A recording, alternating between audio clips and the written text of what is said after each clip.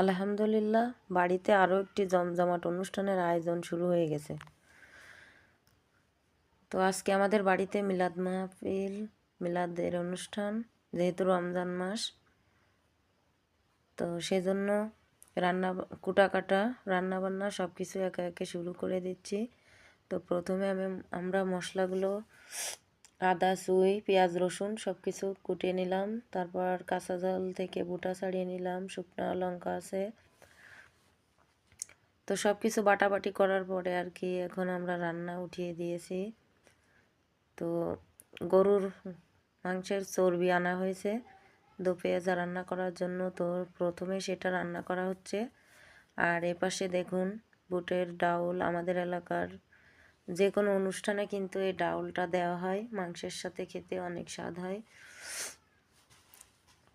তো এপাশে দো পেঁয়াজা রান্না হচ্ছে, আলুর দো পেঁয়াজা গরুর চর্বি দিয়ে।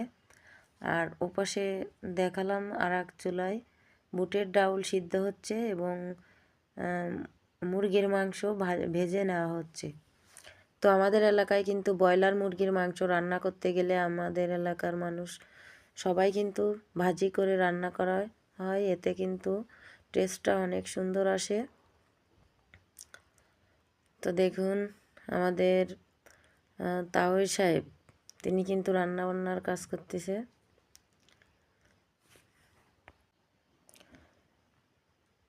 তো আলু ঘন্টটা কিন্তু কষিয়ে নেওয়া হচ্ছে। তো নিচ থেকে একটু লেগে যাচ্ছিল, সেজন্য আর কি একটু পানি দিয়ে দেওয়া হয়েছে।